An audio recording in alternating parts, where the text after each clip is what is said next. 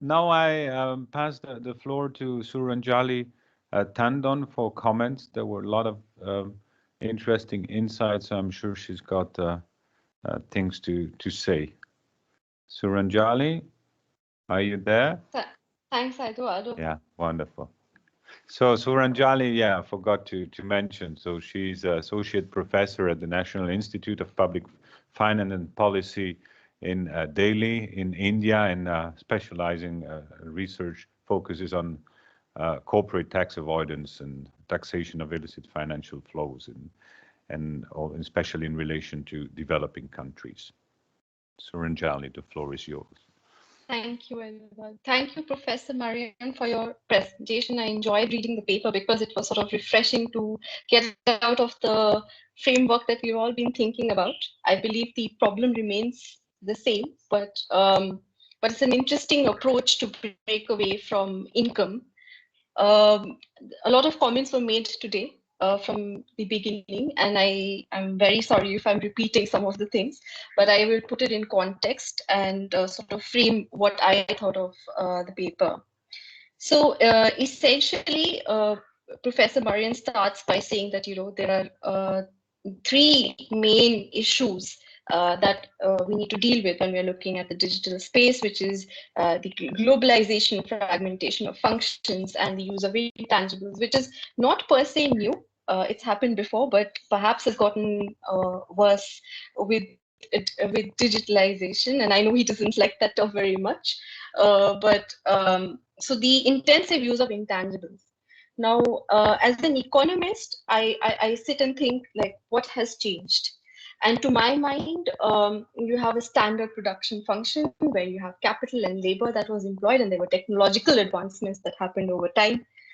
In my view, it was really the technological advancements being enmeshed with labor functions and capital, which created, I think, the conundrum of inseparability.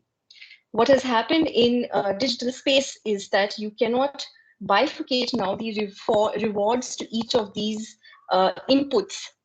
And to sort of address this, I think the OECD uses the term of value creation. The last session had very interesting discussion on how the term means very little.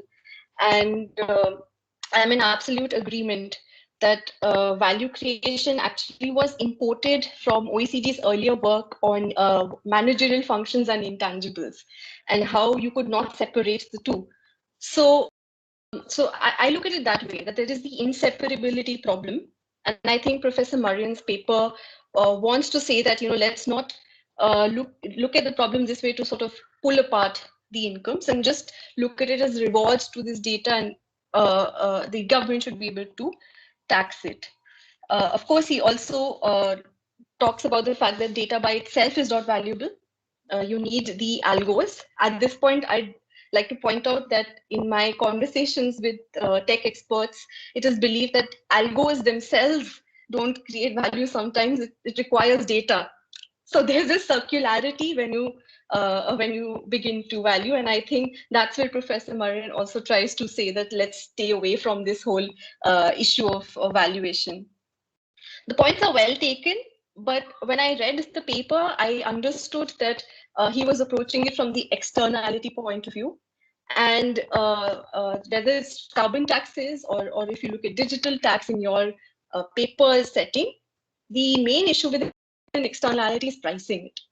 And I think even when we say that we could employ one of those five or six measures that you have suggested as a data tax, underlying that is a premise that there is a price and there's probably an income. We are not attaching ourselves to the problem of finding it, but we're assigning something and attributing it to the government to collect. And I would say that it's very important to still think of how to design this tax, which would be based on some kind of valuation, because the concern of efficiency is there. So, for example, I would take two cases where you can price data. One is uh, rate per click. Now, rate per clicks are very different across countries. And a country like India per se would say that very low rates. So, how should we tax data in a country like India? The other way to do it, and is now in the process of experiments, economists are trying to price privacy, to say how much are you willing to pay for your information not to be collected. And so there are these ways to price it and for the government to ascertain what then should the tax be, which is the willingness to pay for this data. So I think even when we say we want to distance ourselves from the concept of income, there is some notion of income underlying the design so that efficiency is maintained. Otherwise, let's say you were in a country like India where data is very cheap. Can we tax it the way we tax it in the US? And the other issue that you raise is the disappearance of the source and the residence, and I absolutely agree with you. The distinction sort of blurred. But again, here, I think once you start collecting taxes on data upload and download, for example, and I know that you've said that there are issues with it, but with upload and download, again, it would be dependent on where this is happening. So in my study, I've seen that about 50% of the websites locate their, in Asian countries, for example, locate their servers in, let's say, the US and the EU. Now, the upload and the download would happen there. So if we were to tax on that basis, how does India then get its share of taxes? So these are just some thoughts that I had. And of course, you've also pointed out the data exchange, which I think even the OECD's report talks about geolocation as one of the revenue sourcing rules. And I think all of us economists as well as lawyers have to be very cautious about the issues of surveillance. If surveillance becomes the method of enforcement, then we are saying that it's problematic. First of all, how is it implemented? How do you check? And it could be extremely costly. So looking at that, I think essentially what the paper tries to do is to say that there are two ways to look at this problem today. One is to say that, we want a simple system, we want a simple solution, we want to distance ourselves from the complications of the new economy. And therefore, the design should be, let's say, a data tax. Or I would even conceive this as very similar to a digital service tax, which says that, irrespective if there's a revenue, we get to tax it. So that's one approach. On the other hand, you have a more complex approach, which is to say we will keep up with the developments in the global economy, in the economy itself, and therefore calibrate each bit of a tax system to suit the needs. And I think that's where all the approaches have departed. So on the one hand, you have DST or a UN proposal, which is simplistic to say that we are agnostic to what is happening at the granular level within a company. And on the other side is the OECD, which sort of calibrates it to the complexity that exists within the digital economy. And each one has its plus side and its pros and cons. I wouldn't deliberate much on that. But all I would say is that all of it underpins sovereignty. So at the end of the day, OECD's approach, if you read the report, is very interesting. It takes into account diverse interests.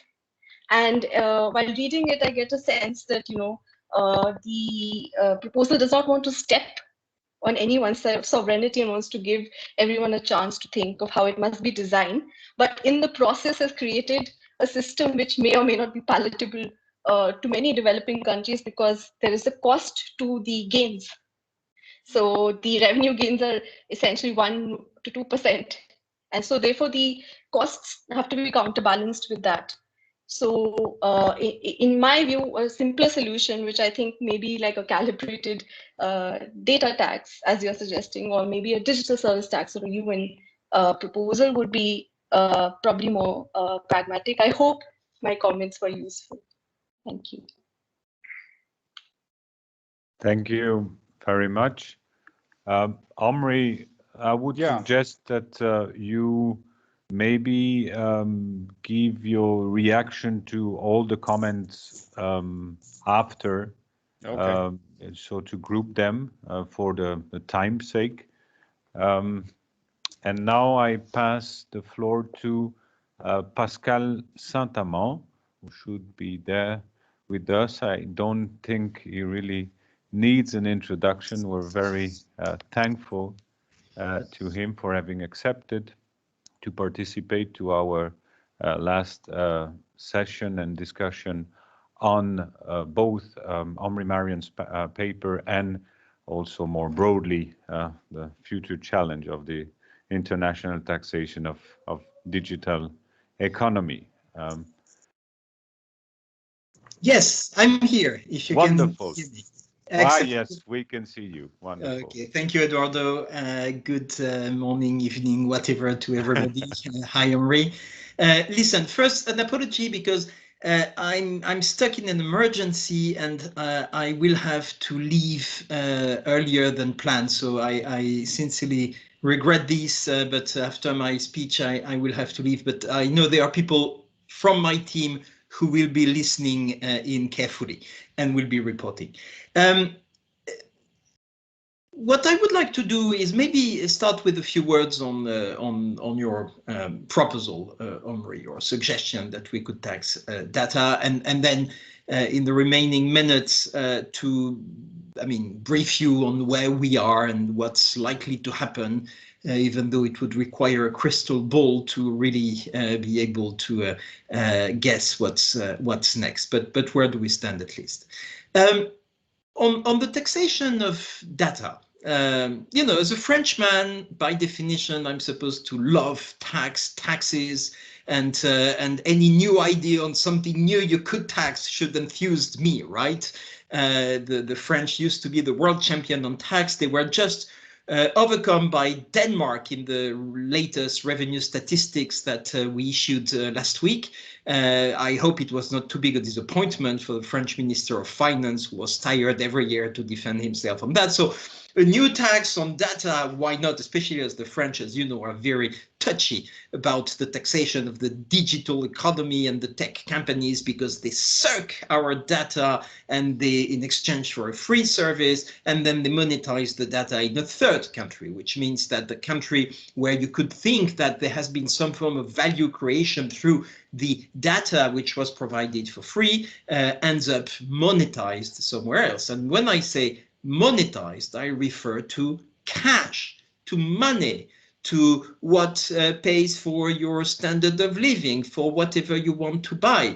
You won't buy much with your data. At best, with your data, you will get a free service, high quality. If I use some search engine, I will not name any, but high quality service. But that's the best I can do with my data. You may find some examples in the pharmaceutical world. It's very fashionable today with the test for the vaccine, that some people would provide data on their health and through the tests, but it's quite marginal. So you don't buy much on data, but you can monetize significantly either cash or value of your company, because the value of the company is anticipated cash, right? It's not something which would be a spontaneous generation of new money, but it's just an anticipation of how much cash they will do. This idea of taxing data was floated some years ago by two persons I very highly respect and I'm friend of, Mr. Collin and Collin. They have the same name, Nicolas and Pierre Collin, who are French civil servants, the top quality, the crème de la crème, and they did a report, I think it's back to 2011 or 12, at the request of the French government to say, how do we tax the digital digital economies? And they said, you know what, tax data. And they did a whole report to say value creation comes from data, and therefore data should, one way or another, be taxed. And here you come with a probably even more refined idea, because they just spelled it out at very high level. You get much more in the details, and definitely it shouldn't be dismissed. That said, I didn't use but I'm coming there. That said, one could see some quite significant hurdles. And you know, I'm not a theoretician. I'm not an academic. I'm not a thinker. I'm just a very pragmatic person in charge of herding cats. I mean, sovereign countries trying to come up with common solutions, and I would cope with whatever solution as long as it brings peace. And as long as it brings the sense to both taxpayers, tax administrations, and tax policy makers that the system is fair enough, that the system is functioning enough for it to go ahead.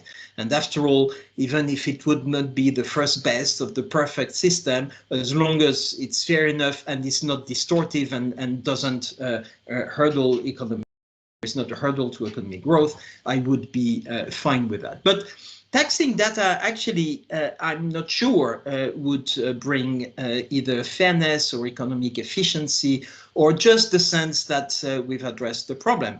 And one of the reasons for that is you would tax data, but the taxpayers wouldn't be able to pay the tax with their data. So if you don't tax cash or a proxy of cash, which the profit is, right? Then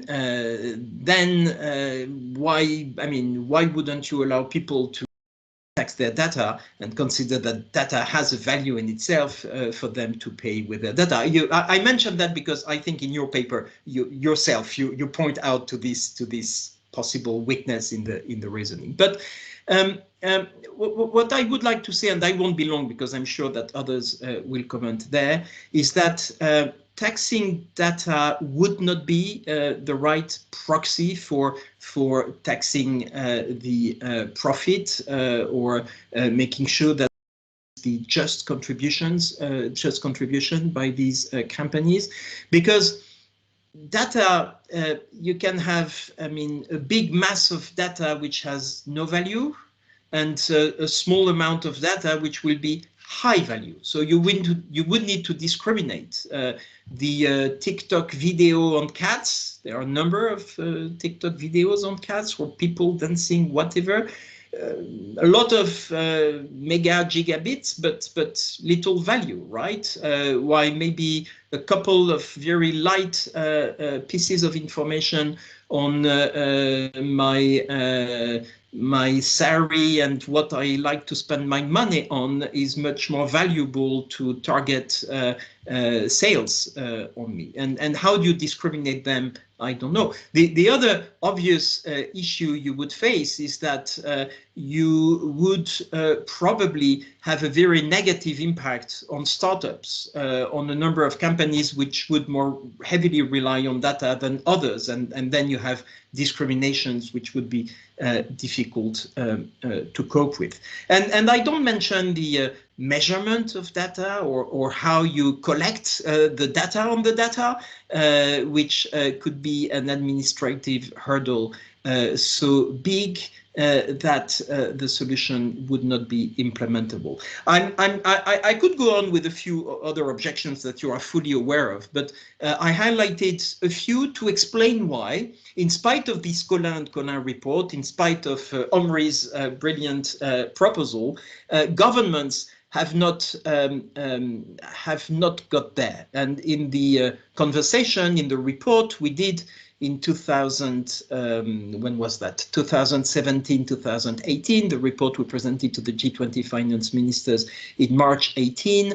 This is not something which has been explored, and it has not been explored not because it was not in the minds of what could have been possible, but because governments thought that it was not a promising avenue. And I'm not sure that today would be much different. So where we are in the remaining 1 or 2 minutes to remain in my allocated time, what has emerged through that conversation is no taxing data, but trying to fix the arm's length principle, and either using the value creation term, which I'm not necessarily a big fan of, even though I am the one who introduced it in the BEPS conversation, but I introduced it negatively to say, we know that there is no value created by two men and a dog in Bermuda managing an offshore company. We know that value is not created there. Where is value created? I don't know, but negatively, we know where it is not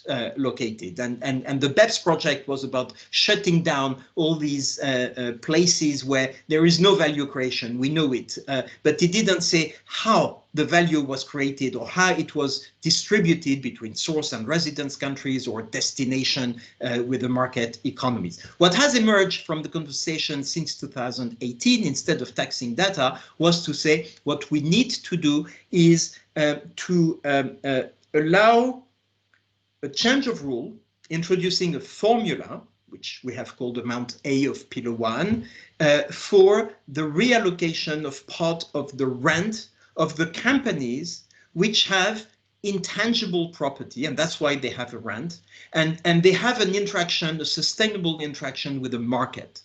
And the companies in scope, therefore, would be, quite logically, the automated digital services and the consumer-facing businesses. You don't include the B2B, unless you consider that Google is B2B. Of course, you include Google because at the end of the day, you have a relationship with the consumer, which is the one providing the data precisely. So that's what has emerged from the conversation. And you said rightfully, Henri, in your introduction that instead of talking about the digitalization of the economy, we could talk about the intangibilization of the economy, if I noted well. And I very much like it, because that's the idea. You have intangible, you have rent. This is extremely difficult to allocate properly under the existing transfer pricing rules. And that's where some form of formula could be good. And I don't get further in the details of Pillar 1, but you have the blueprint. It's been commented upon. The closing date is next Monday. Then in January, we'll debrief. And we'll see what happens, knowing that it's the scope, which is the thing the most disputed, with the US having had hesitation, no ring fencing, but going beyond ring fencing is difficult. We'll see what happens and whether in the first 6 months of 21 we'll be able to move ahead. I need to mention, because it's part of the project, the Pillar 2. Pillar 2 is much more advanced. I think Pillar 2 has not much to do with digital companies. The conversation on digital was an opportunity for countries to say, hey, the US has guilty, we want the same Christmas toy. It's the season, right? So let's get it. We're not far from getting it, even though some countries don't see this as a toy at all. Not a pleasant one for sure. But there is a dynamic there which is more about putting an end to the race to the bottom, trying to regulate tax competition. So to summarize, interesting idea, and it's always stimulating to have new ideas, and data for sure is part of or is at the core of the value creation coming from these new highly digitalized business models. Can it be the base for a tax, which would not be, you said it, a corporate income tax also? We see more hurdles than promises, and that's why we focused on Pillar 1 and Pillar 2. Will these pillars be developed? I don't know, but for sure what we'll have to do, whether they are further agreed or not, is to try to efficiencies of the arm's length principle, and that goes beyond data and probably is more linked to this intangibilization of the economy. On that note, I need to leave you, but the team will listen to your response, Henri. Nice being with you. Thank you. Thank you very much, Pascal. Merci beaucoup. And we leave you to your other meetings. Merci. And now we'll hear Irma Mosquera from Leiden University. She's lead researcher on the ERC Global Tax project, dealing with the impact of BEPS on several and different developing countries. Irma, the floor is yours. Thank you so much. Thank you so much to Eduardo Pastrocchi, Eduardo Traversa, and Miranda for the invitation. Thank you so much, Henri, for the paper. And I want to analyze it from 3 different aspects, and looking at the problems and looking at the solutions. And the first one is about data as source of information. The second one is data in terms of protection. And the last one is your proposal, data as a source of revenue. when we look at, for instance, data as a source of information, the problem that we have is that we have lots of data. It's now being collected because of the change of information, also because of the BEPS, some of the minimum standards. So then we see the Action 5 and the Action 13, but we also see a lot of implementation of BEPS Action 12. So there is a lot of information. And in the same time, it is one of the problems is that you also need to engage the taxpayer, and you need to find that the taxpayer will going to trust you so that it will provide you the data. But at the same time, you also need to develop an appropriate transfer pricing performance, for instance, methodology, or to develop an appropriate risk assessment model. So when we all talk about data and we see what we can do with this, when we look at developing countries, and I have seen in presentations that developing countries, tax administrations give in Latin America and in Africa, is how eager the tax administrations are to get information. And this information is so key that when you see, for instance, tax administration saying, based on all the information, I make my own risk assessment. So if you would have asked me 2-3 years ago, what is risk assessment, I will never know about it because I'm not a tax administration. But actually, I think that that is the key for developing countries, to know how much information they will have and for the risk assessment. But of course, there is a problem with the amount of information that you may have and also the resources to manage that information. We have also seen, for instance, with FATCA, when normally developing countries just collect the information, send it directly to the IRS, and that's it, because they do not have time to process that information. So when we look at all this information, what could be the solutions to all these problems? So the first one, of course, has been dealt with the OECD and the Tax Inspector Without Borders regarding the training on terms of technological training and also in terms of knowledge in general for processing the data. Another solution has been the selective use of information for risk assessment. So in certain countries, and especially in developing countries, you may want to target the multinational companies instead of the small, medium enterprises, for instance, or if you are taxing now, for instance, the wealthy people. At the same time, we have more, one of the solutions could have more country by country reporting data. And I'm not saying, and I was quoted really wrong last week about that I'm in favor of public country by country reporting, because I'm not. I think that country by country reporting should be addressed and should be important, and there should be more local file and there should be more information for the tax administrations. Whether the public country by country reporting and whether we have a citizen, that's another thing. And I'm not saying that I am in favor of that. At the same time, you see that, for instance, developing countries are focused a lot on the BEPS Action 12. So the BEPS Action 12, when the disclosure of aggressive tax planning arrangements, and it goes beyond this joint shelter on tax information from that started with the Forum on Tax Administration and now is with more countries. So what I see, and when I really look at the first part of data as a source of information, in my view, developing countries will not be in the item of taxing this data as a source of revenue in your proposal, but more about looking at that for terms of tax assessment and tax collection. But then we have the problem about the data protection and the privacy. And the problem that you have is that we now have digital technologies. So we have automatic processing of personal data. We have also use of algorithms, and sometimes not even the taxpayer can say anything. We have the problem, for instance, of the Bulgarian leak, where there was information from taxpayers in such a way that then Switzerland and also countries from the Global Transparency Forum decided to stop the change of information for a while. At the same time, we also have, for instance, the Facebook analytics problem. So when the Facebook analytics was collected data of 87 million Facebook users and was improperly obtained and used for political purposes. And the question is, what are the solutions? And unfortunately, there are not many, because normally we did a study for 4 countries, that was Colombia, Brazil, South Africa, and Uruguay, on data on how they protect this.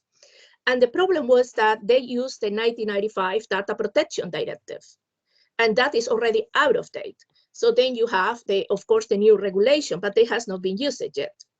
At the same time, for instance, the UNCTAD is calling now for a global data protection convention because they say we need this data, we need to protect this in a way. And they did it just 1 month ago. And we also have the Council of Europe Convention for the automatic processing of personal data that is also extended to third countries, including developing countries.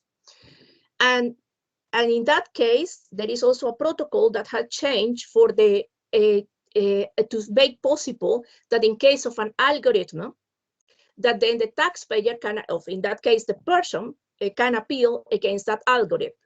So, but we are not still there yet. So when I read your paper, and I think it's very interesting, and I think that I'm really annoyed by also the way that Google and Facebook and WhatsApp are using my data, and I'm really annoyed because I always have to say, accept cookies, reject cookies, go for the cookies, go for the, now we look at internet at least, I don't know, 100 times a day, and then I always have to go back again to the cookies, and then it bothers me. But having said that, I think that taxing data as a source of revenue will be very, very, very difficult. But at the same time, I don't think that it will help developing countries, because then it's a kind of the same problem that we have with the Pillar 1. Who are benefit from this are the resident countries. Who are benefit from it are the market countries. So do we have also this data? Because you correctly say it's not only about collecting the data, but it's about transforming and making a profile. And also you need to take into account that in certain countries, especially Nordic countries, and this is not about developing countries, but about Nordic countries, there is this access to public information. So I can ask information about my neighbor, how much that person earns, what type of car they have, all these kind of things. What developing countries need, in my view, is not about the source of revenue, but about the data as a source of information. And what developing countries also need, and we discussed it also during this afternoon, especially when we're talking about the transfer pricing, for instance, and is about the clear rules and the appropriate management model, and also give a variety of options for the tax administrations to apply either yes or no the transfer pricing guidelines. And one of the reasons is because, for instance, in the Inter-American Center of Tax Administrations, they have developed what they call, actually, not me, a cocktail of measures to prevent harmful transfer pricing manipulation. And this cocktail of measures has been developed by people from the SIAT and also people who have been working on transfer pricing from Mexico. And one of the things that was very, in my view, was kind of difficult to see is that the first reaction of the tax administrations was, this goes against OECD guidelines. And then I may think that we need to deal with this discussion before we go to the taxing of data. Having said that, I a lot, and I'm so much in favor of what you are also saying. Thank you. Thank you very much, Irma.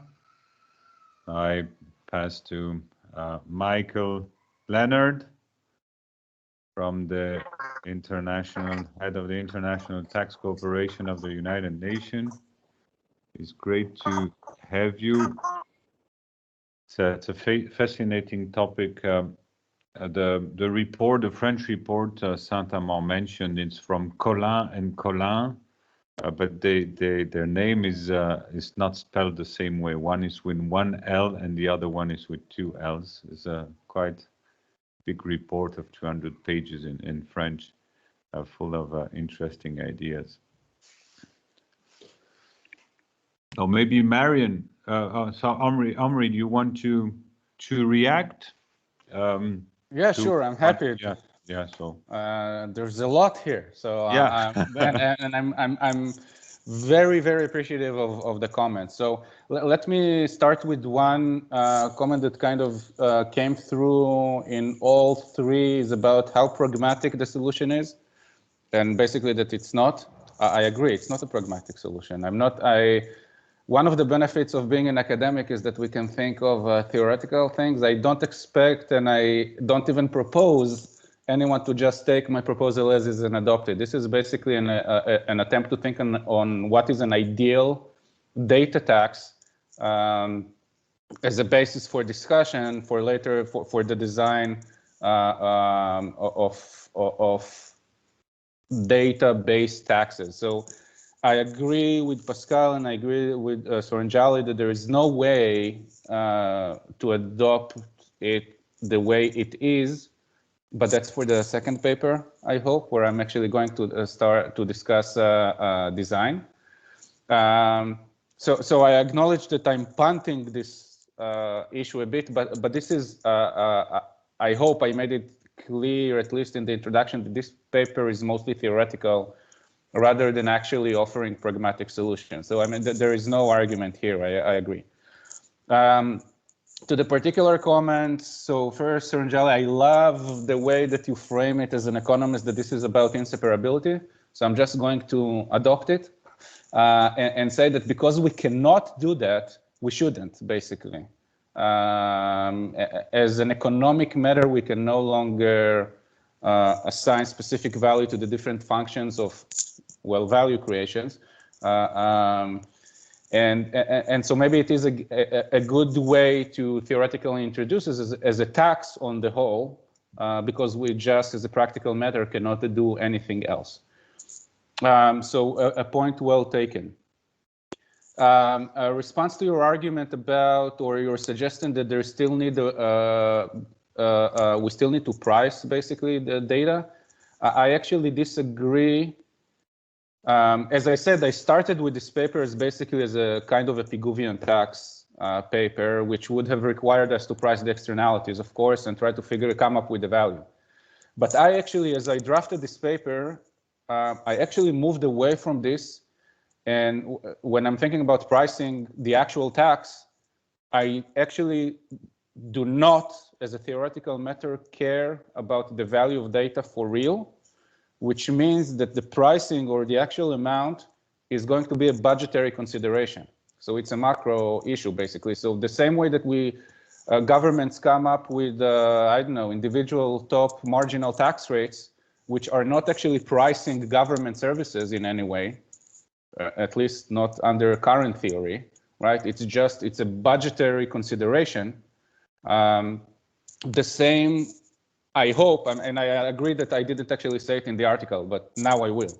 What I'm thinking of a data tax, when I think about it as a primary source or one of the primary sources of government revenue, is actually price it based on budgetary needs rather than based on what the value is. So this is actually so 1 gigabyte of data, $4. I don't know what the number is, but the number will be a result of budgetary considerations. I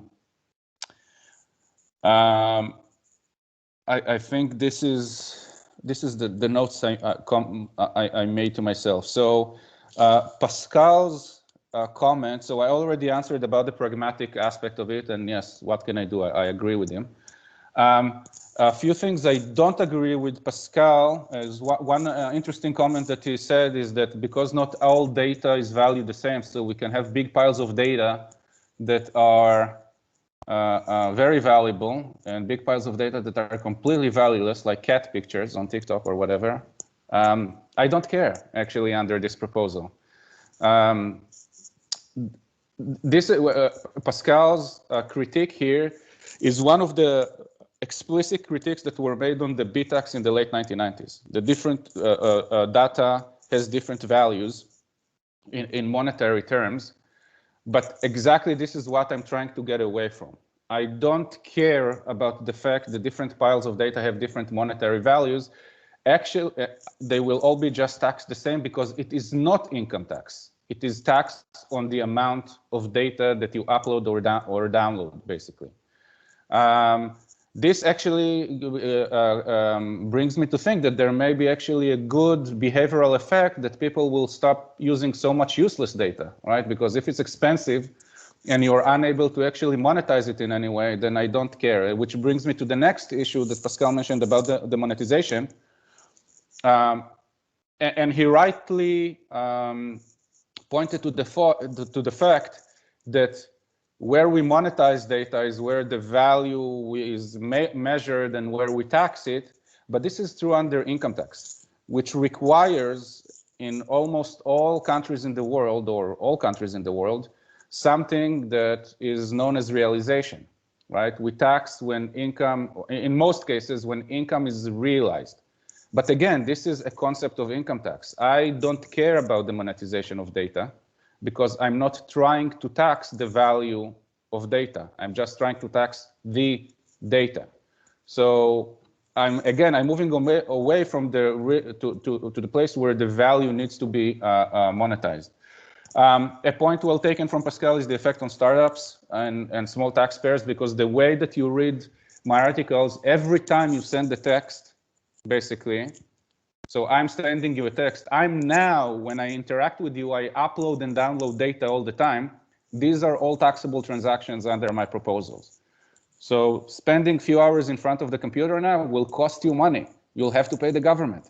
Of course, this is in theory. What I proposed, and I discussed briefly in the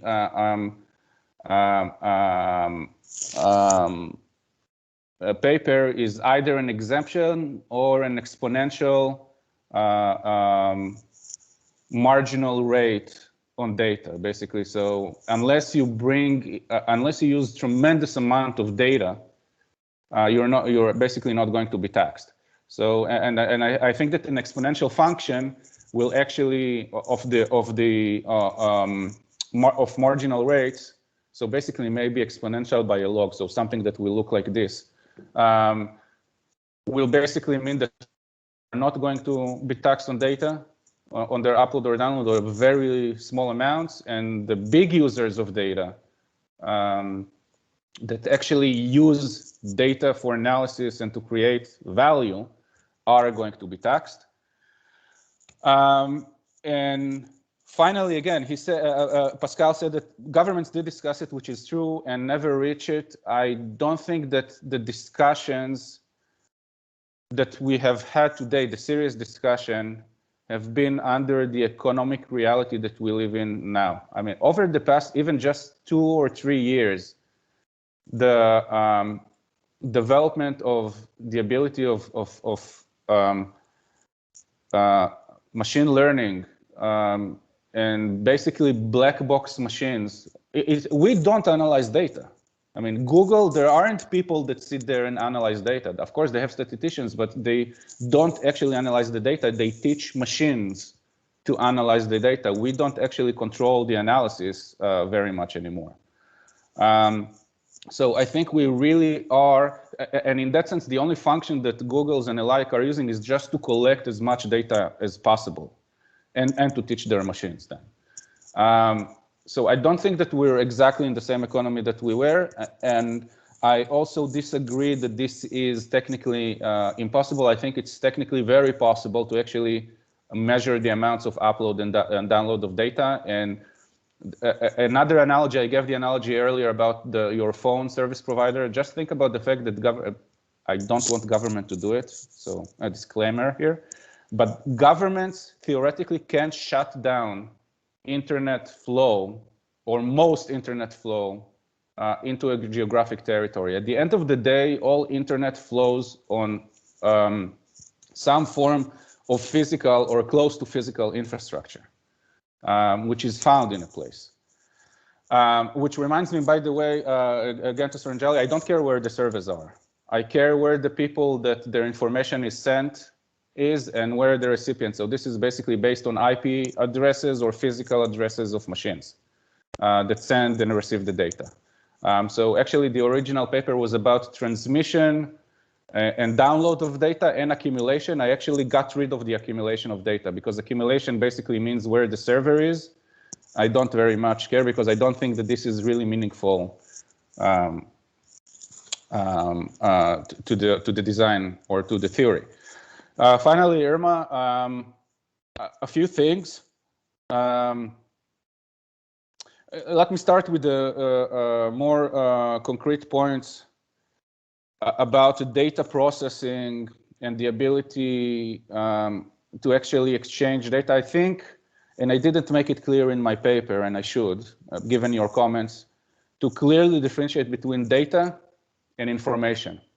This is about data, and let me explain what I mean by the difference between data and information. Data is 3 gigabytes of data. Information is where you live, which is transmitted into some gigabytes of data and being transmitted. I don't care about information. What I'm only measuring is basically the number of electrons, let's call it, that flow on the physical infrastructure. Okay, no one actually sees it. So in terms of privacy issues, there are no privacy issues associated with my proposal. Of course, there could be if the government says this. I also need to see what's in the data rather than just measure the amount of data. But in that sense, it's no different than anything we have today. So I don't offer anything new in that sense.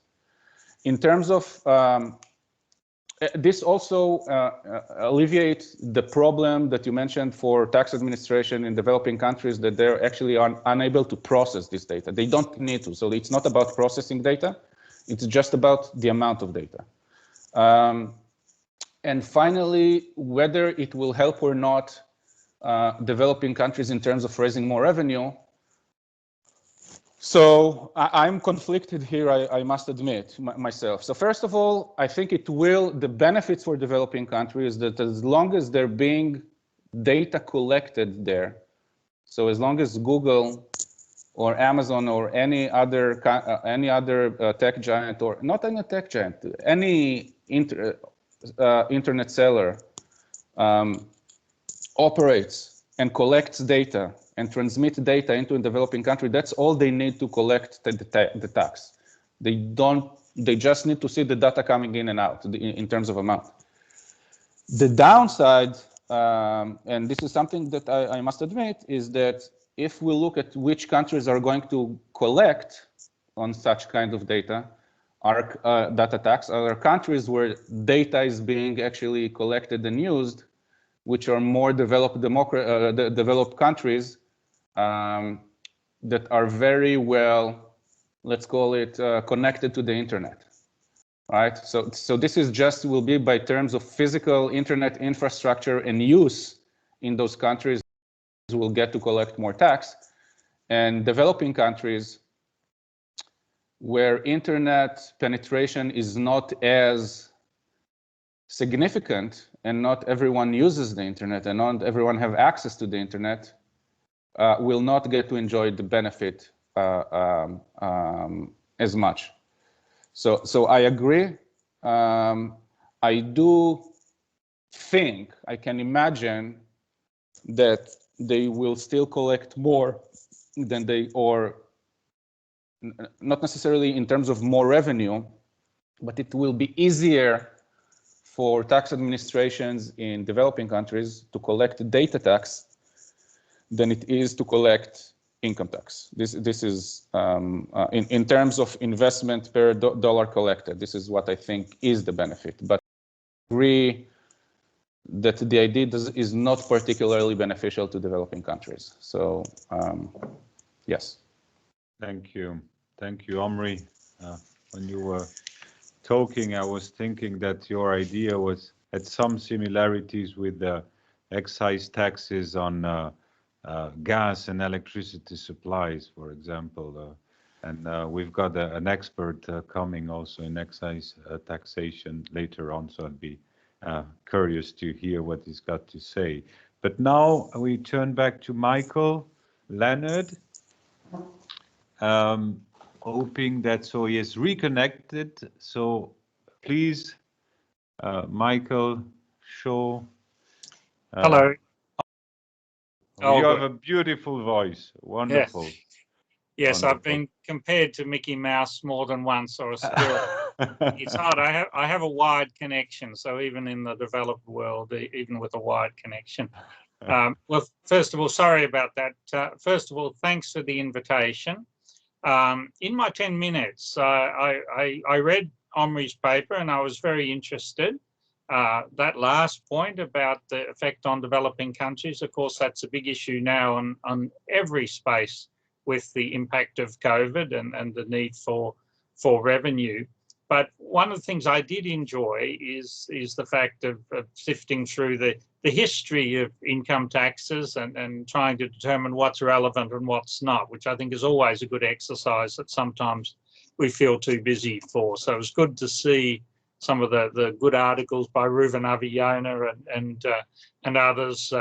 Just for myself, that was a good reminder of a lot of the history, some of which you have to discard, but some of which is very relevant. I'm speaking in my personal capacity, and because I was asked to talk about consensus and also about the new or the proposed UN Article 12B in the model, I haven't had the chance to talk enough about Omri's paper, but the other comments are very useful. And where are we at the moment with the issue of consensus? Well, I think with the very best will in the world, the best technical efforts, and there's been some extraordinary technical efforts, and with the best diplomatic efforts, achieving consensus on readjusting allocation of taxing rights won't be easy. And whatever we're talking about, one thing that I always make the point is I don't see it as a new taxing right. It's called a new taxing right, the Amount A, often described as such in shorthand. And to me, that actually starts off from the wrong foot. It's actually a new allocation of taxing rights that are themselves intrinsically quite legitimate in international economic law. And one of the issues, I think, at the moment as we seek towards a consensus is that we don't try to suggest that taxing based on market, for example, taxation based on gross, are inherently wrong in international economic law. Maybe they are not the best solution if we can find a better solution when we're talking about the allocation of taxing rights. But international economic law, domestic law, untrammeled by treaties, they are quite legitimate and they're very important for developing countries. I'll come to that influence on the UN work. The other thing is that consensus in the multilateral sphere is pretty slow, and it's going to be a long time before any revenue comes in under these proposals. Often you hear people say, well, if you have a DST, you should remove it when agreement is reached. And really, that's not the point at which you would want to remove it. You would want to remove it when the international agreement has been reached, the surrounding Vienna Convention relevant documents have been settled, it's entered into force internationally, then it's entered into force for enough countries, and then it's entered into force for the country that you're interested in and in domestic law. And that, to me, looks as though it's going to take a few years. And with the pressures for revenue, particularly in the developing world, to deal with COVID, the infrastructure needs, and the fact that other taxpayers or some taxpayers are not doing so well, then there's a real urgency that multilateralism by itself, it finds it difficult to meet. The other thing I wanted to say is that there are levels and depths of consensus. And one thing I don't like is that people sometimes get very starry-eyed and overstate the level of consensus that we already have under the existing rules. And if you look at even within the OECD model, you see there are differences about PEs, service PEs, for example. You see that there are differences between the UN and the OECD model as well. And you see that there are some PEs that are different than other PEs. So construction PEs are treated differently, transport PEs differently, artists and sports persons are taxed differently. And in many cases, even in the developed world, insurance businesses can basically be taxed on some of their proceeds from that country without a physical presence there. So at the moment, I don't like it when people suggest we had a consensus.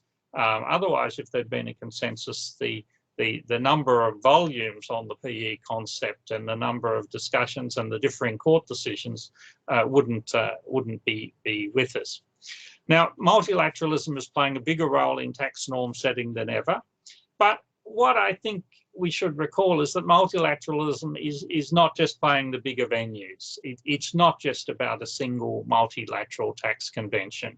And we in the UN see it as being intertwined with regional, bilateral and domestic approaches to varying degrees. We see the UN and OECD models as multilateral guidance on bilateral relationships, and they draw upon bilateral practice. So it's an approach which takes on board what's happening, particularly for us in the developing world, on fees for technical services. It went into our model, but it basically was just reflecting developing country practice. But the multilateral aspect is that you try to get the same language, you try to get some understanding about what the issues are, and maybe you deal with some of the most controversial ones by recommending against them. But even where there are sharp differences, as there are on fees for technical services, there are on digital, you can at least have the pros and cons of different approaches and try to get that language, which speaking a common language is a multilateral effort that yields benefits at the bilateral and domestic levels. Now, even regional initiatives such as the African Tax Administration Forum guidance on DSTs, I think actually has a multilateral element, not just because there's a lot of countries involved, largely from the region.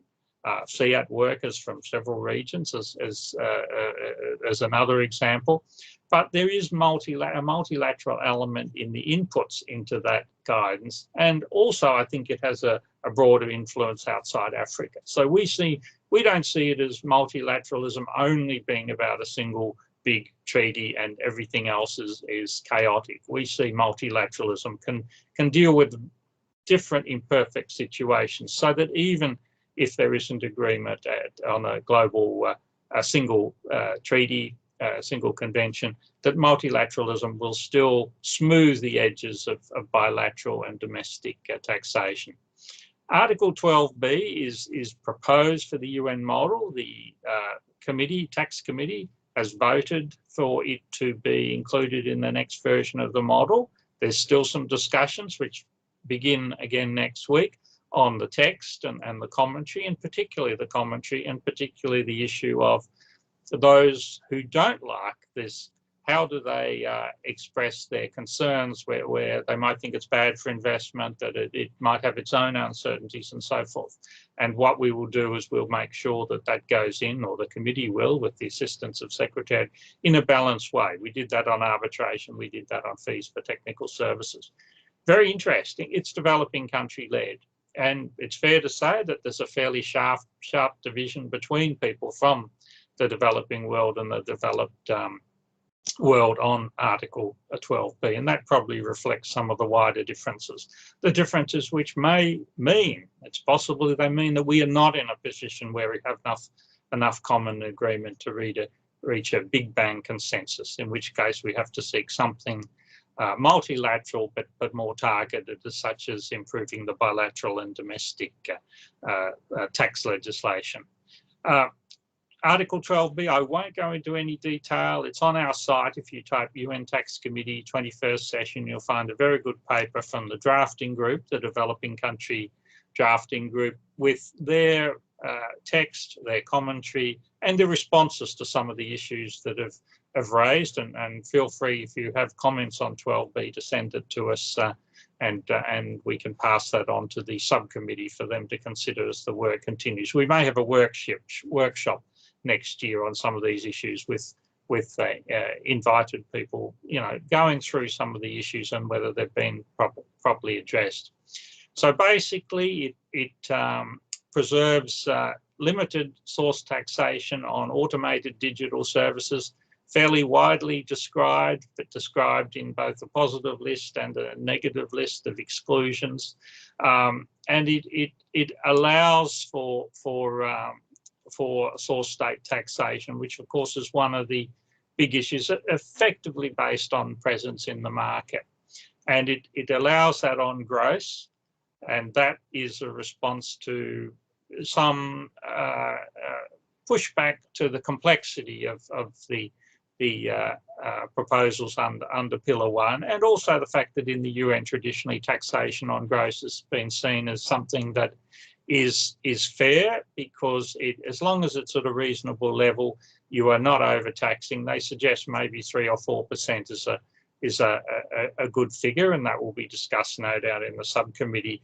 But that taxation on gross is so much administratively easier for developing countries, and it avoids some of the shifting of profits, and also it can be fair at the right level, and that will come out in the commentary. But this is new for these sorts of provisions in the UN model. It does allow the ability of the taxpayer to seek taxation on net, and there's rules there which try to be reasonable, which try to recognise that not all the value which is reflected in sales in your market come for the market. It's 30% of what they call qualified profits.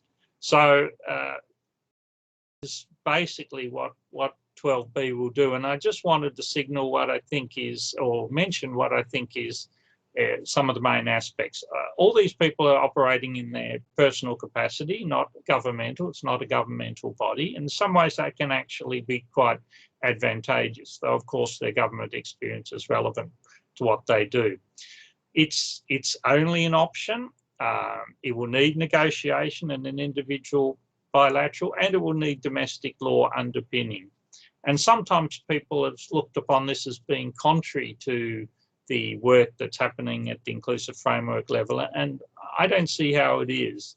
First of all, it has to be negotiated at the domestic level, but it also relies on that domestic law. Now, if there's a moratorium as a result on domestic law provisions of this sort as a result of a bigger agreement, then of course you wouldn't have the underpinning law, so this wouldn't apply in practice. But we also always have to bear in mind that many countries are not inclusive framework members. They may not join. Many countries might participate in the inclusive framework meetings, but we can't actually be sure they will join on in the end. The nature of a multilateral is, however active a country is in the negotiations, you can't be sure that they will actually until the moment when they join on and it comes into force. Finally, it's true that changing bilateral treaties is slow work, so it doesn't immediately respond to the concern about the slowness of a Big Bang convention, but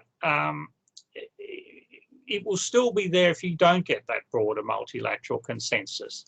And the other thing is, I think it does give an immediate signalling effect. It's even when this goes in the model, it sends a message that 14 developing country experts on the committee, and I think backed up by a lot of other developing country sympathy, they want to assert or reflect on some things that we need to listen to, and we need to listen to in other forums. And one is a sense of frustration at the slow progress at what they see as rebalancing outmoded and sometimes abused allocations of taxing rights. They want a simpler solution, even if it's an imperfect and limited one.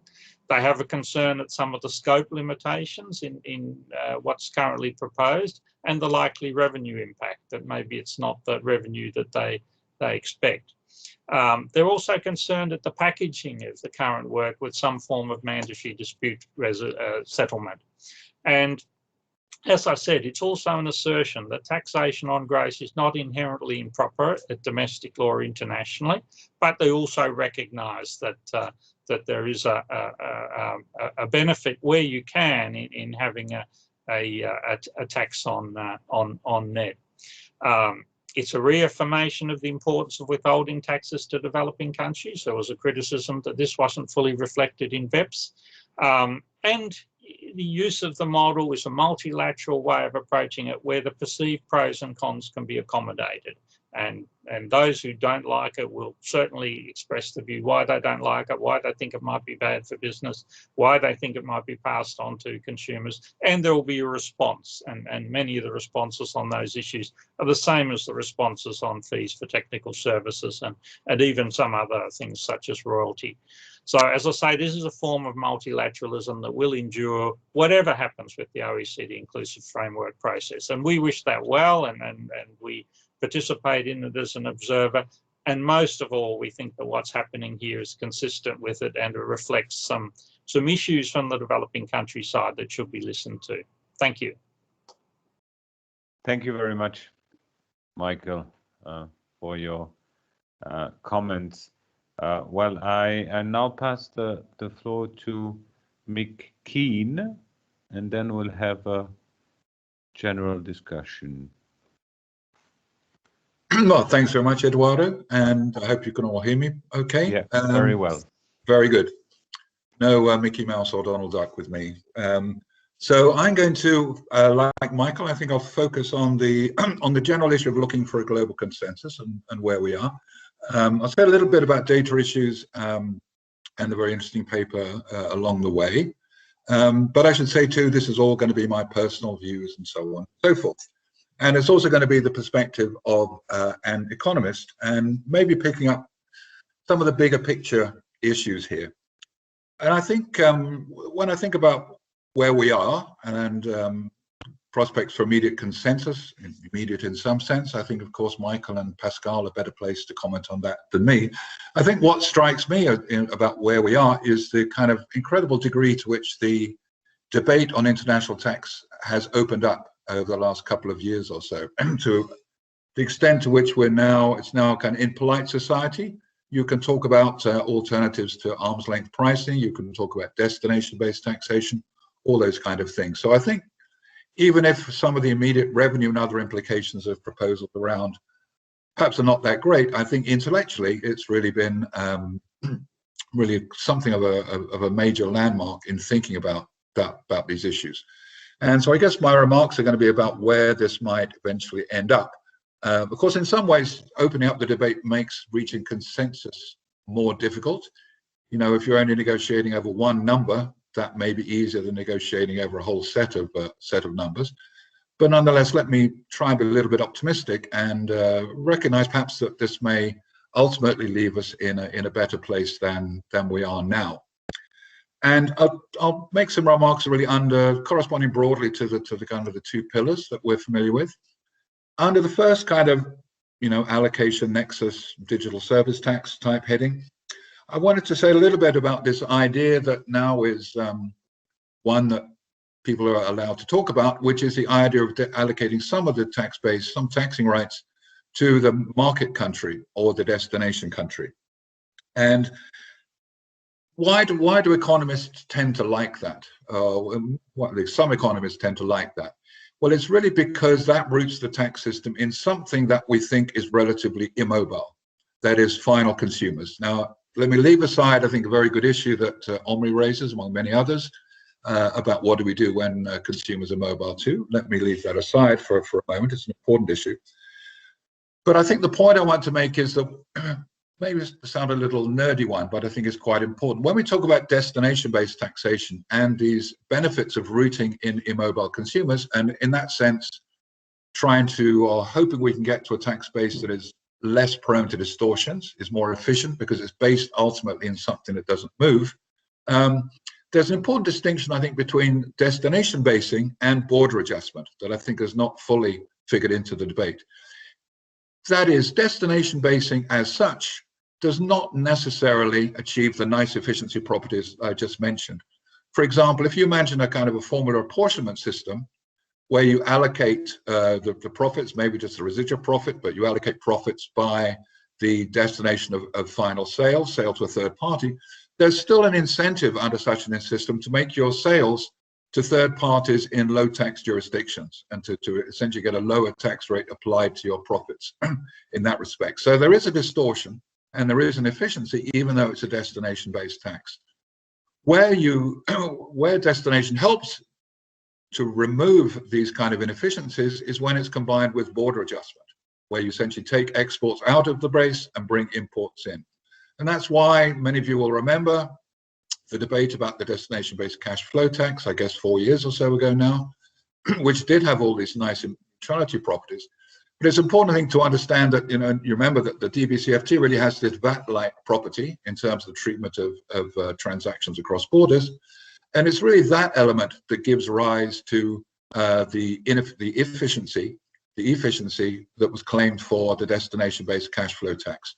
So the point I want to make is really one, as I say, that I think is going to reappear at some point if, as seems likely, there's more interest in allocating tax base to countries of final sale. We're really going to find ourselves talking, I think, in the corporate tax world much more about border adjustment than we have. That issue is not going to go away, and I suspect is going to come back. And it's also going to, I think, bring back this whole issue of the relationship between the corporate tax and the value-added tax much more. That resurfaced a few years ago, But again, I think that's one that's going to come up more, including perhaps in the context I wanted to turn to next, and that I think in a way, actually, Eduardo, you've already hinted at, which is in some of these issues concerning the taxation of data, information, so on and so forth. So that's the second topic I wanted to address under this broad heading of Pillar 1 related issues. And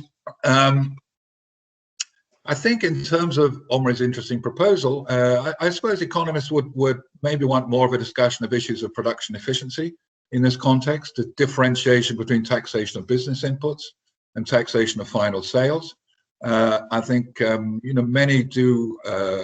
One of the few principles that we have in guiding tax design is we generally don't want to tax business inputs unless there is a good reason to. You could make, I think, perhaps a different case when it comes. Well, I think you can make a different case when it comes to final consumers taxing data or whatever in relation to B2C transactions. I think is a different set of issues from those relating to B2B.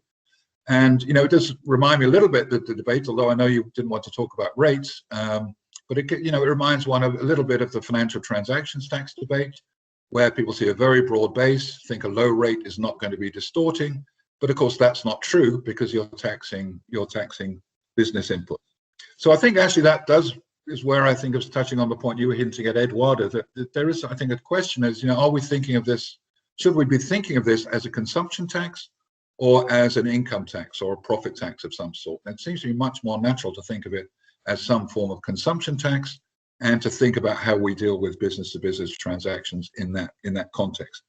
But I did want to say a bit more about one argument that's touched on in the paper, which is the kind of the data as oil, data/information as oil argument. And that, I think, is an interesting argument, and it may lead to a similar conclusion, but I think by a different route. But let me just kind of spell out what I think that route is. And I think the argument would be, if we think about the information about the characteristics or activities, transactions, whatever, of the citizens of a country, one might want to think of that as being kind of analogous to some kind of collectively owned national asset, like oil under the ground or gold under the ground, whatever it is. And then we recognize, well, there are going to be some rents associated with that information. And they're location specific. They don't move. If you believe the same thing about considering with the same assumption that consumers, let's assume, don't move around. So basically, we have some location specific rents being generated.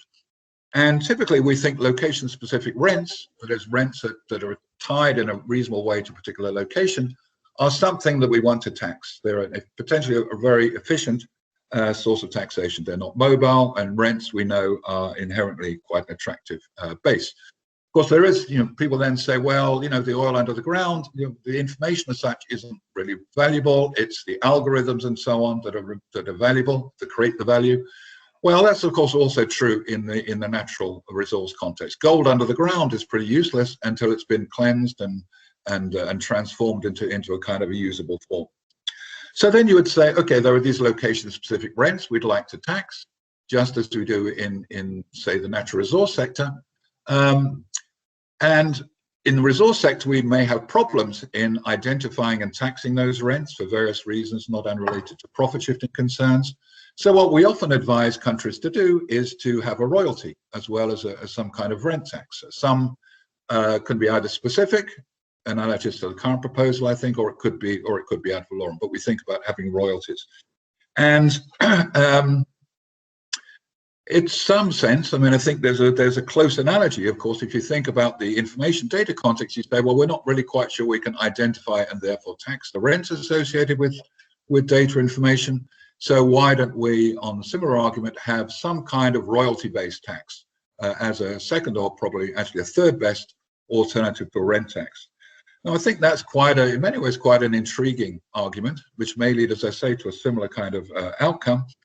There are, of course, differences between oil and information. One is that oil we think of as being exhaustible. Not so clear that's true with information, but also it's not clear that really matters very much to this argument. When you think about the oil context, you worry about royalties in part because they alter the time flow by which resources are extracted. You have to compare the royalty today to the royalty tomorrow to decide what your extraction policy is going to be. That's probably not an issue in the information context, but, so it doesn't really matter very much, I think. The other, in some sense, is that oil is what we would call a rival good. That is, if you have it, I can't have it. And that's not true of information. Information is not a rival good in that sense. Does that matter for this argument? I'm not sure it does. I'm not sure that matters either. It may matter for the point that one way we try and extract rents in oil, for example, and to a lesser extent in natural resources, is by auctioning rights. And that may be, so that makes you wonder, well, why can't we auction things in the information data context? And that, I think, is partly to do with this rivalry issue. That in some sense, there's always the risk that the government will sell you rights to information today, but then sell rights to the same information to somebody else tomorrow.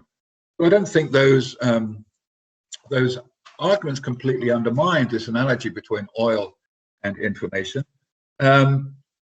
Nonetheless, I think there is some appeal to it. I think, however, we do have to worry about the distortions, and this has already come up in Pascal's comments and Omri's remarks, and I don't think we really have much sense of how big those distortions are. And more fundamentally, of course, the question remains, well, the better strategy is to tax the rents. And that, I think, has to remain our focus in many areas of tax policy. We want to tax rents not just related to information or data, but to other things too, like oil and other forms of natural resources. So in some sense, this brings us back, I think, to the basic question of what do we want the corporate tax to do? All these thoughts come back to what are we actually trying to do with the corporate tax, which is kind of always where these discussions, it seems to me, end up about corporate tax reform. What are we really trying to do?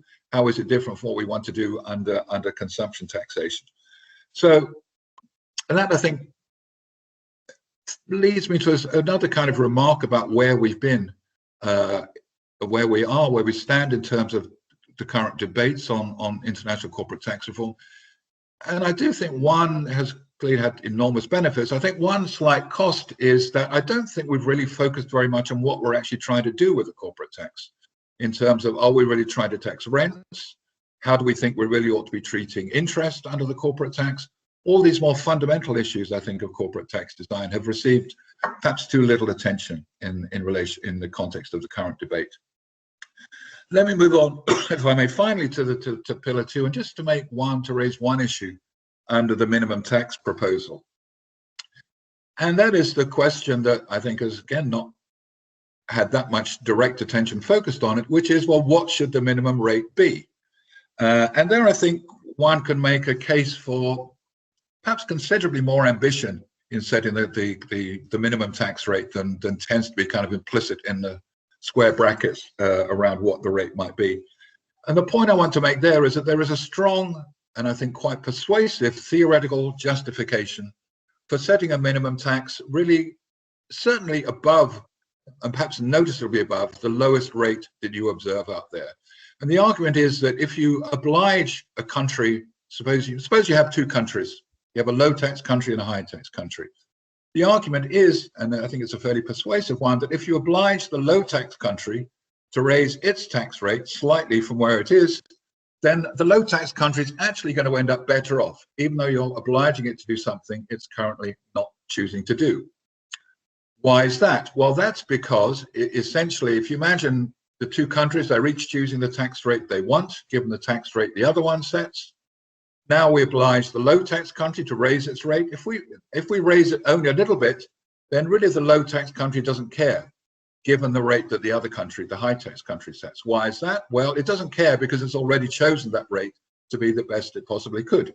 So if you make a small change, really it doesn't have much effect. However, the high tax country is now more secure from competition from the low tax country. So the high tax country has an incentive to raise its rate. And under fairly plausible to believe that that increase in the high tax rate, in the tax rate in the high tax country, benefits the low tax country. So at the end of the day, the low tax country also benefits, not just the high tax country.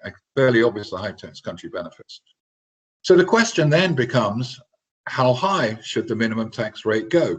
And that's a little bit, I think, of an open question. That is, how to what extent can you keep increasing the minimum tax rate? And the argument I just made, that even the low tax country benefits, how long can you keep doing it and still have the low tax country benefiting from it? Well, that I think is a kind of an open issue. It's one where I'm thinking about a little bit at the moment.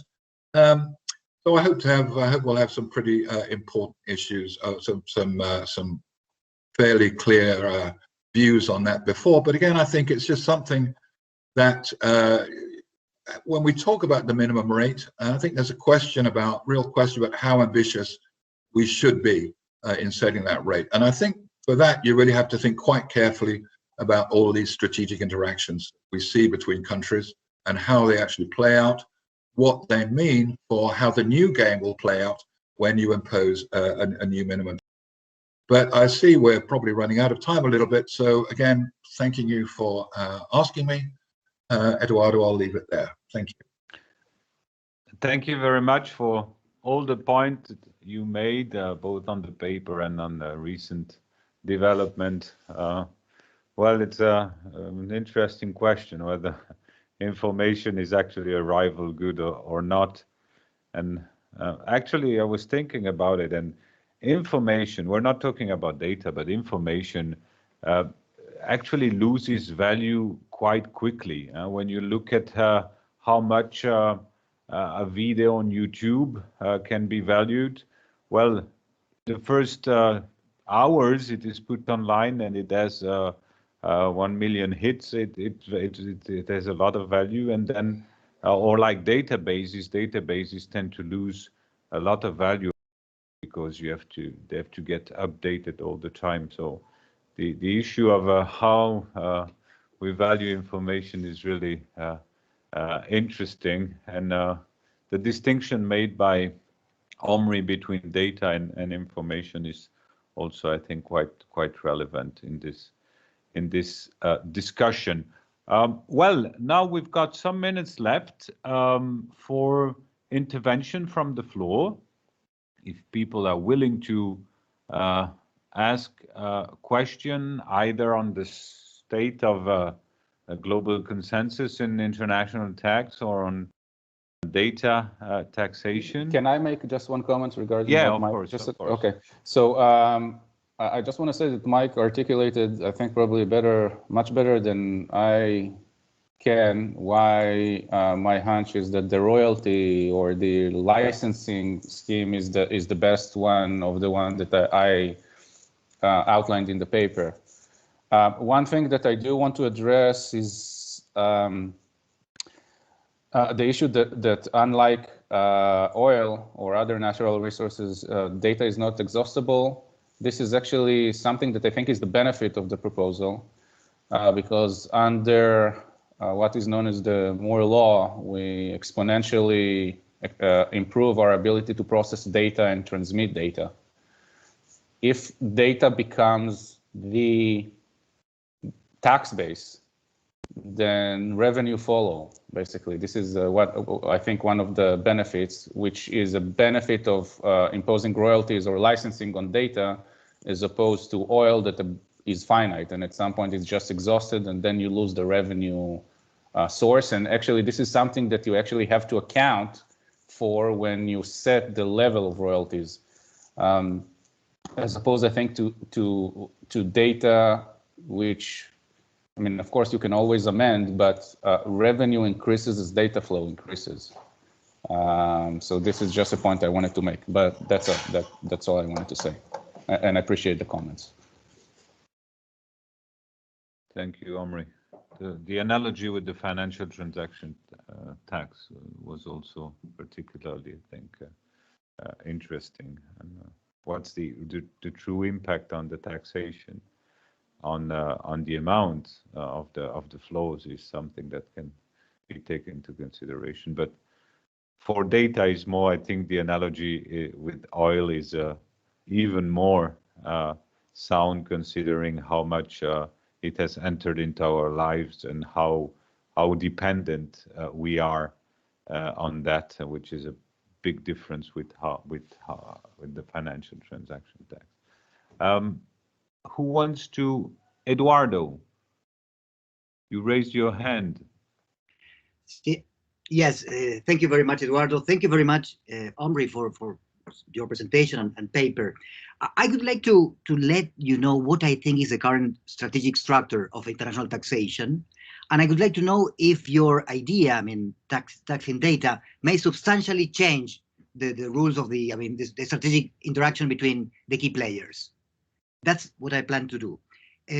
According to the data that I have collected in my last book, what I see is that countries are increasingly behaving like companies since the 60s. So like companies want to maximize their market share, countries now want to maximize the attraction of capital to their jurisdictions. So what I can say is that the current structure of the game is the following: that we are fundamentally dealing with three oligopolies. On the one hand, the oligopoly of market jurisdictions, fundamentally G20 countries. On the other hand, the market of MNEs. And finally, the market of non-G20 hubs, such as Ireland, in the case, for example, Apple Ireland. So what I understand is that the OECD model fundamentally consists of regulations, or soft law regulations, that have been approved by these three oligopolies somehow. If any of these oligopolies is against a potential reform proposal, that regulation normally does not reach the OECD model. So that is my current understanding of what we talk about when we talk about international taxation, the product of the strategic interaction between three oligopolies. Now, my question is the following: is your proposal changing in a fundamental way this strategic structure of international taxation? Omar, if you want to react. Yeah. Of course, I'm going to fix everything. No, obviously I don't know, but I will tell you what, under the best circumstances, how my proposal affects international taxation. So I don't think that my proposal, even if adopted verbatim, not that I don't know what it is because there's no specific design there, but the best thing that I can hope for is that additional revenue that comes from data tax, which is much less, as Mike noted, movable. And the way that I envision it does not truly require international coordination in the sense that we do through the BEPS project and now the two pillars. Will relieve a lot of the pressure on the other projects. Because if countries have handy revenue to be collected and also a constant source of revenue rather than depletable revenue to be collected, the best that I can hope for is that how can I put it nicely? The players, I will mention no names, of countries, the players that in my mind impede development in income taxation will be less focused on trying to keep their market power because they will have revenue from other sources, which the best thing that I can hope for will open up opportunities for realignment of international tax discussions. So the best way that I can describe the function, the international function of my proposal in terms of what we're seeing right now in the basically institutional structure of international taxation, is that additional revenue from data tax will relieve much of the pressure on these discussions. So this is the best that I can hope for. Thank you. Very shortly, Ian and then Esperanza, because we're almost at 7. Ian?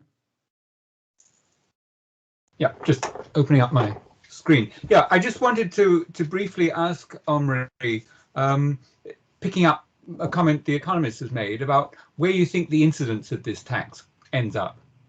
You know, why is it not being passed on to consumers? When you say you're really trying to deal with the essentially the market power that that this information gives to these large conglomerates.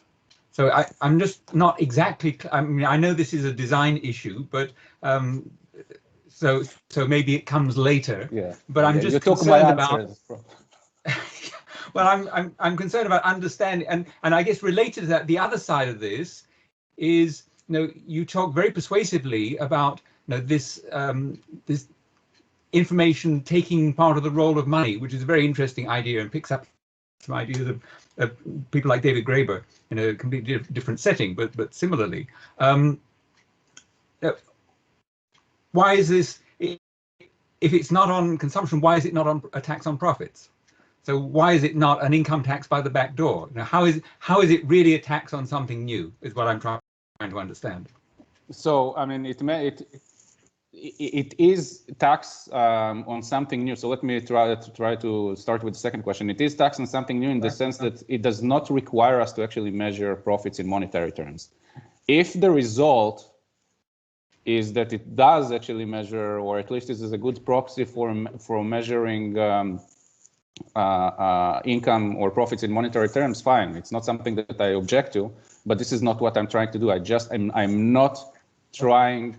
Usually the way we go about taxation right now is to try to figure out what is the best proxy to measuring net income, right? I don't care. If it turns out that it is a proxy for measuring income, fine, great, fantastic. Then maybe I really didn't fundamentally change anything in the way that we actually tax, but maybe in the way that we actually think about tax theory.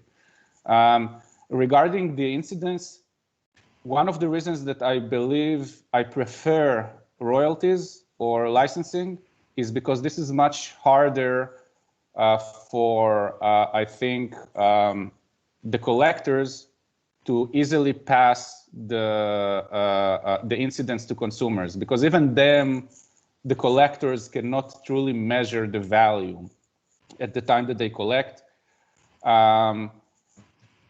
So I don't expect that their business will really change. Maybe they will charge more on specific services, but then again, if they end up actually trying to pass to consumers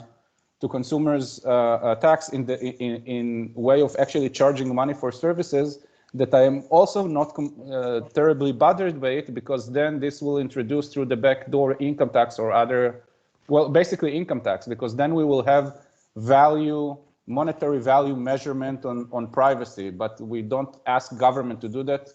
The companies that actually know how much it's valuable, what is the value of data to them, will have to do that. And I hope that this will at least make income tax more manageable, or at least increase the revenue. And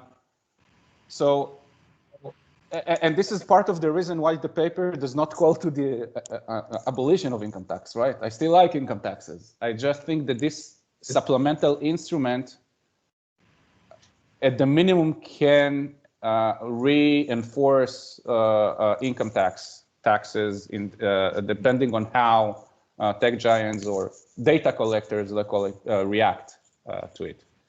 So I think it will need to work in conjunction with income tax. So in that sense, I'm not trying to reinvent the world completely, just little parts of it. Yeah. Thank you. So it's not about creating a new single tax replacing all the others. It's an additional instrument. It's an additional, yeah, I think we've understood. Esperanza, for last intervention, very quickly, please. Thank you, Eduardo. First of all, I would like to thank all the organizers for this event that I'm sure, and even if we disagree on the meaning, has added and has created a lot of value to all of us. Second, in line with the presentation of Omri, is that this is a free activity on which we do not pay, but according to his presentation, should be also taxed, even if it is not creating a revenue. But I'm very grateful that at least we do not have to pay the organizers for this activity. And having said so, Next time, if Omri not the guess. organizer. You have to pay the government. Yeah, to to the participate. governments. Yeah. You're getting bad ideas, Eduardo. All the governments of all the countries where participants are located. So it will be very expensive conference. Yes, and having said so, then it raises my question of what is the impact of such proposal on innovation and on scientific exchange. Because if we go in such a general way, it seems to me that we may cross that line in which we are maybe creating many burdens to that. And that also brings to what kind of tax, and if it is going to be also in line with the taxes that are covered under tax treaties, or what it's going to be. The second point I would like to make is, yeah, there was also the idea that instead of talking of digitalization, we should be talking about the intangibilization of the economy.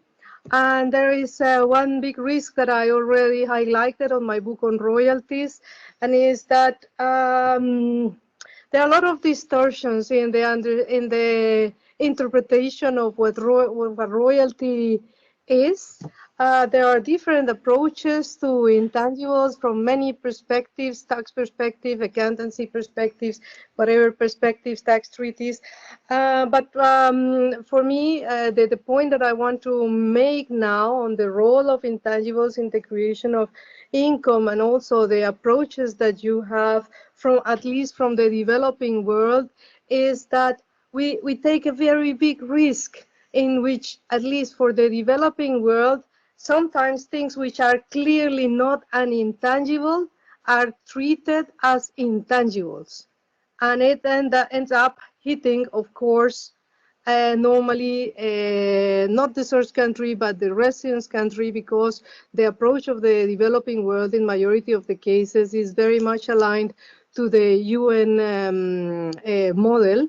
And we all know that when it comes to this topic of at least the royalties, many tax treaties around the world, also from developed countries, follow the UN model conventions. So there is a big risk on assuming that everything is on intangible and going in that direction. This has to be narrow somehow, and I don't know if Omri has given some thought about it. Data will be just too broad, thinking from the perspective of a tax treaty.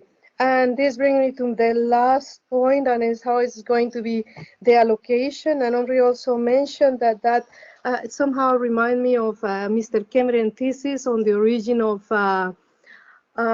income, no, and in the intellectual element and the allocation to the residence country. But I think that somehow we have to rethink these principles, and we should not ignore the claims of the developing countries for many years. No, we can try to somehow see also what are the needs of the developing world. And maybe, I don't know if that nexus is going to be by market jurisdictions or how it could be, but I think it is the time to start also listening to that claims. From that perspective, I'm somehow a fan of the UN approach to this topic. And that was it from my side. Thank you. Omri, a quick reaction, in particular on technology, impact on technological development of a... Yes, so in terms of innovation, you mean? Yes. Well, this is, I don't know. I mean, this is this will be a question of design. As I said in my response to Pascal, the way I envision the taxes is an exponential marginal rate on the use of data, which means that small and early users will simply are not going to be taxed. There's going to be a major exemption. So the data tax is going to capture start capturing you only at the point where you're actually starting to make serious money out of it under my proposed design. Regarding the developing countries point, so yes, I admit this tax is not particularly well suited, or at least the theory did not have in mind global equitability, but basically general fairness theorem, I would say, about ability to pay. The more you earn or the more you collect, the more you pay, without actually, and the theory does not account for where you're from, which country, or where it is that you're collect. This is, I think, a second step after you all accept my theory that this is a good way to tax. then we can start designing instruments that actually account for the differences between countries. But I mean, admittedly, I'm not there yet in terms of theoretical development. Thank you. Thank you very much, Omri, and thank you to Suranjali, Pascal, Irma, Michael, and Mike for their participation in this session. I think we're done. Like it's been kind of marathon for some of us. Like we started at 8:30 this morning, European time, over 11 hours ago. But it was a great experience. I have to thank you all, also in the name of Eduardo Baistrocchi from LSE and Miranda Stewart from Melbourne. Of course, like we would have loved to spend even more time on each of the topics, each of the paper, but I think it's a kind of kickstart, and we hope that we can stimulate on the discussion, like all the people who are participating now know each other or know each other better. And I'm sure that we'll find other opportunities to continue this discussion. And I hope that the authors of the paper would have found valuable inputs in this discussion. And well, I think it's time to say goodbye. And see you, maybe Eduardo, you want to say? Thinking about 2021. Could you like to say something about 2021? Yes, so we'll surely organize something in 2021. The exact format and location will depend on factors that are beyond our control. But stay tuned for the next season of this Global Tax Symposium series. And really, again, thank you very much to all the participants. Thank you very much for the supporting team here at Louvain, Elena Macelia, Ariane Robin, Catherine van der Linden, and all of those who have made this event possible. Thank you, and bye-bye. See you next time. And do not hesitate to contact us if you need anything more by email.